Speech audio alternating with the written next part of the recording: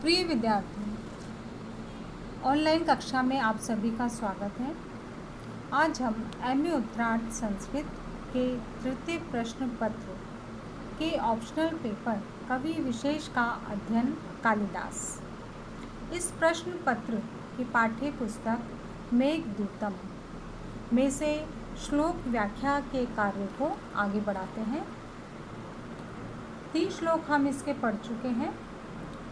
इस व्याख्यान में चौथे और पांचवें श्लोक की व्याख्या मैं आपके सामने प्रस्तुत करूंगी। तो विद्यार्थियों, चौथा श्लोक मैं पढ़ रही हूँ। प्रत्यासन्ने नभसि दयिता जीविता लंबनार्थी जीमूते स्वकुशलमयी हारयिष्यन् प्रवृत्तिम् स प्रत्यग्रहे कुटजकुसुमैः कल्पितार्घाय तस्मै प्रीतः प्रीति प्रमुखवचनं स्वागतं व्याजहार। विद्यार्थियों, मेघ को संदेश रूप में पाकर के यक्ष का जो प्रयोजन था वो सफल रहा। अब चूंकि मेघ संदेश वाहक का कार्य करेगा, इसीलिए यक्ष शिष्टतापूर्वक शिष्टाचार प्रदर्शित करते हुए मेघ का स्वागत करता है। अब मेघ का स्वागत कैसे करता है? तो अपने प्रेम भरे वचनों से यक्ष मेघ का स्वागत करता है। विद्यार्थियों, महाकवि कालिदास ने श्लोक में कहा है कि श्रावण मास के अत्यंत समीप आ जाने पर, श्रावण मास में वर्षा का समय होता है और रिमझिम वर्षा चलती रहती है। ये वर्षा वियोगियों के लिए चिंता का कारण बनती है। इसलिए महाकवि कालिदास ने प्रस्तुत पद्य में यक्ष के लिए विशेषण का प्रयोग किया है, दयिता जीविता लंबनार्थी, अर्थात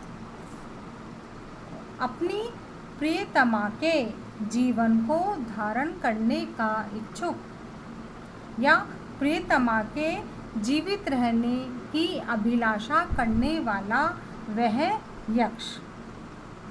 यक्ष की विरहणी प्रेयसी इस दुख को सहन नहीं कर पाने की स्थिति में कहीं ऐसा ना हो कि वह जीवन को खो बैठे, ऐसी चिंता से युक्त होकर के अपनी प्रेयसी के प्राण को धारण करते रहने की इच्छा रखने वाला वह यक्ष इस प्रकार से मेघ को संदेश वाहक के रूप में पाकर के अत्यंत प्रसन्न हो जाता है और अपना कुशल समाचार अपनी पत्नी तक पहुंचाने के लिए वो मेघ के समक्ष शिष्टतापूर्वक प्रिय वचनों को कहने लगता है।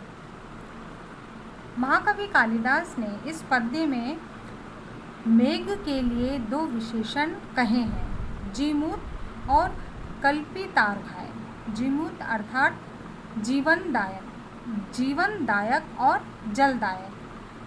मेघ जो है वो जीवनदायक है और जल देने वाला है, प्राणियों की रक्षा करने वाला है। इसलिए मेघ के द्वारा संदेश वहन करवाने की प्रार्थना की गई है। और कल्पितार्घाय अर्थात अर्घ, पूजा विधि, अर्घ की कल्पना करना, अर्थात मेघ रक्षक होने के कारण पूज्य भी है। इसीलिए इन समस्त कारणों से यहाँ महाकवि कालिदास ने मेघ को संदेश वाहक के रूप में नियुक्त किया है और इस प्रकार से यक्ष ने प्रसन्न होकर के अपने कुशल समाचार को प्रेषित करने की इच्छा रखते हुए क्या किया? पर्वतीय मल्ली अर्थात चमेली के फूलों से पूजा करके मेघ के लिए स्वागत वचन कहे। प्रेम भरे वचनों को मेघ के सामने प्रस्तुत किया। तो इस प्रकार से विद्यार्थियों यहाँ पर द्रुक्लम श्रृंगार रस है और मंदाक्रांता छंद है। अगला श्लोक यहाँ पर महाकवि कालिदास संदेश वहन करना चेतन का धर्म है। अचेतन अर्थात जड़ का नहीं, किंतु अचेतन मेघ किस प्रकार से संदेश वाहक का कार्य कर सकता है, इसी का समाधान प्रस्तुत करते हुए यहाँ महाकवि कालिदास ने यह पद्य उद्धृत किया है। विद्यार्थियों, मंदाक्रांता छंद है और बहुत सुंदर भाव यहाँ पर महाकवि कालिदास ने इस श्लोक में भरे हैं।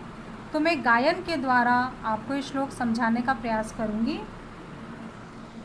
धूम ज्योति सलिल मरुताम सन्निपात क्वमेघ संदेशार्था क्व पटुकर्णै प्राणिभिः प्रापनीयः इत्योक्सुख्यात् परिगण्यन् गुह्यकस्तं ययाचे कामार्ता हि प्रकृतिकृपणाश् चेतना चेतनेषु। विद्यार्थियों, बहुत सुंदर भाव है। महाकवि कालिदास विज्ञान से भी परिचित थे और उन्होंने यहाँ पर अपना वैज्ञानिक दृष्टिकोण का ज्ञान भी हमें प्रदान किया है। क्या कहा है कि धूम ज्योति सलिल मरुताम अर्थात धुआं, अग्नि यानी प्रकाश, जल और वायु का समूह मेघ कहलाता है। ये हम सभी जानते हैं। तो मेघ जो है वो कैसा है? अचेतन है, जड़ है।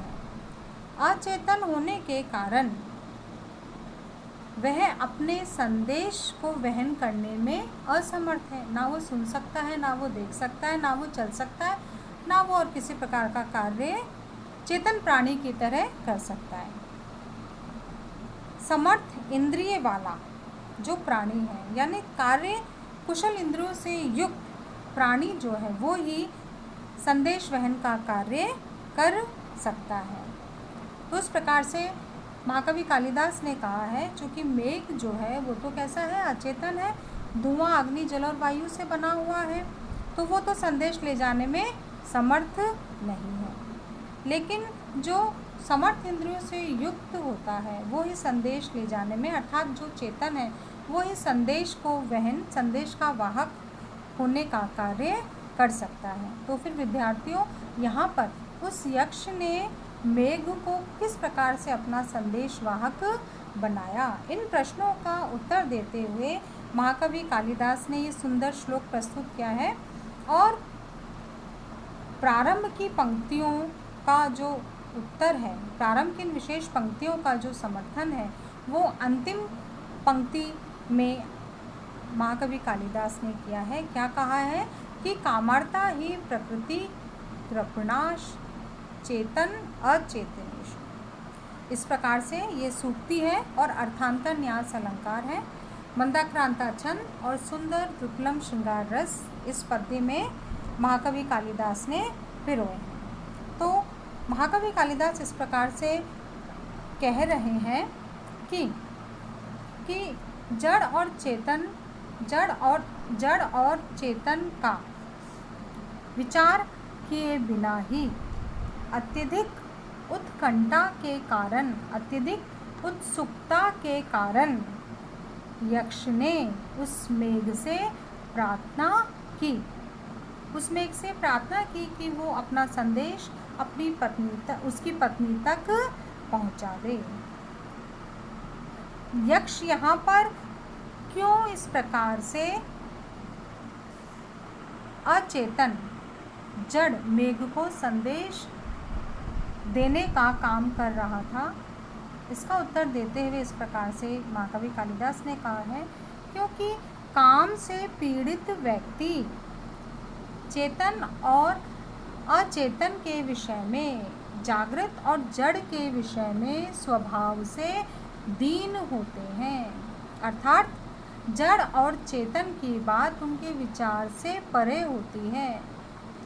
चूँकि उनके हृदय में, उनके मन में उनके जो प्रियजन हैं उन्हीं का ही ध्यान रहता है, इसलिए वो सही और गलत इन दोनों चीज़ों पर ध्यान नहीं दे पाते हैं, विचार नहीं कर पाते हैं। और इसी कारण से उस यक्ष ने अचेतन मेघ से अपने हृदय का जो करुण, जो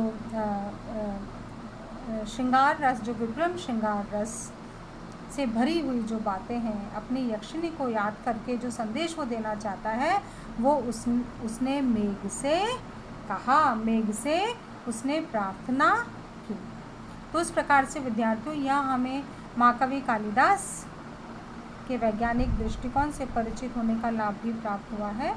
और यहाँ पर ये 5वां श्लोक समाप्त होता है। धन्यवाद।